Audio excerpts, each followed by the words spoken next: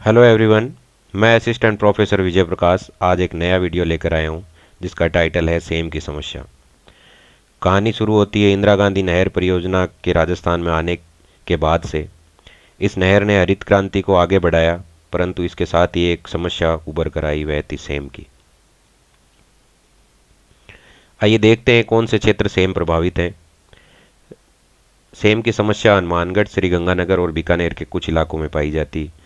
TB तहसील के दर्जनों गांवों की हजारों बीघा जमीन सेम की चपेट में आ चुकी है। पीलीबंगा, रावतसर, जाखड़ावाली के आसपास 32 किलोमीटर एरिया सेम से प्रभावित है। इसी के साथ श्रीगंगानगर में सूरतगढ़ तहसील के संगीता, पदनपुरा, भोपालपुरा, सुखचैनपुरा सहित कई गांवों और ढाणियों में सेम आ चुकी है। बड़ोपल के नज़दीक तो यह समस्या और भी विकराल हो चुकी है। यहाँ सैकड़ों हेक्टेयर जमीन सेम लील चुकी है। आइए देखते हैं सेम है क्या। इंदिरा गांधी, जैसा कि मैंने पहले मेंशन किया, इंदिरा गांधी नहर के आने से कई नहरों का निर्माण हुआ, पर्टिकुलरली हनुमानगढ़ और श्रीगंगानगर में। फलस्वरूप इन नहरों के आसपास की ज़मीन दलदली होने लगी, क्योंकि उससे भूमिगत जल के लेवल में बढ़ोतरी हुई। खेती वाली ज़मीन अब बेकार होने लगी थी। इसका प्रमुख कारण नहरों में होने वाला रिसाव था। इसके आसपास की क्षेत्र दलदली होने से भूजल का स्तर बढ़ता गया और दलदली भूमि और भी बढ़ती चली गई, और समस्या तब विकराल होने लगी जब धरातल पर यह जल भाप बनकर उड़ने लगा और बचा नमक का सैलाब। इसी तरह एक साथ दो समस्याएं साथ ही आई। एक थी सेम की तो दूसरी थी मृदा की लवणता की, जिसे हम सॉइल सैलिनिटी भी कहते हैं। आइए देखते हैं कि कौन कौन से कारण सेम को या वाटर लॉगिंग को बढ़ावा देते हैं। पहला है हमारा नहरों से रिसाव। नहरों से होने वाले रिसाव के फलस्वरूप भूमिगत जल में बढ़ोतरी होती है और भूमिगत जल ऊपर सतह पर आने लगता है और सेम का कारण बनता है। खेतों में आवश्यकता से अधिक सिंचाई, खेतों में जितनी आवश्यकता होती है उससे अधिक सिंचाई होने पर भूमिगत जल की मात्रा बढ़ने लगती है और वही जल फिर ऊपर आकर सेम का कारण बनता है। अत्यधिक वर्षा होने से भी वाटर लॉगिंग या सेम की समस्या होती है, परंतु ये इस केस में नहीं है, क्योंकि वेस्टर्न राजस्थान में अत्यधिक बारिश नहीं होती। हालांकि अत्यधिक बारिश होने से वाटर लॉगिंग की समस्या उत्पन्न होती है।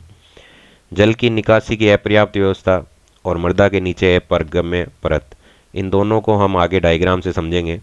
सबसे पहले देखते हैं कि जल निकासी की अपर्याप्त व्यवस्था किस तरह सेम को उत्पन्न करती है। ये जो आप डायग्राम देख रहे हैं, इस मैप में यहाँ गंगानगर, यह हनुमानगढ़, और ये टीबी और रावतसर का क्षेत्र है, जो कि आसपास के क्षेत्र से काफ़ी नीचा क्षेत्र है। यहाँ की जो धरातलीय बनावट है वो इस तरह की है कि इस कमांड एरिया में नहर द्वारा जो अतिरिक्त मिला जल है वो बाहर नहीं निकल पाता है। सीधे शब्दों में कहें तो आसपास के क्षेत्र से ये काफ़ी नीचा क्षेत्र है, जिसके परिणाम स्वरूप भूमिगत जल में बढ़ोतरी होने लगी और अंत में यह जल अब ऊपर आने लगा है और सेम का कारण बनने लगा है। जिस तरह आप इस डायग्राम में देख सकते हैं कि जो जल भूमि के अंदर जाता है और आगे अगर जिप्सम की लेयर है तो वह जल फिर आगे नहीं बढ़ पाता है और इस लेयर से टकरा करके वापस ऊपर आने लगता है।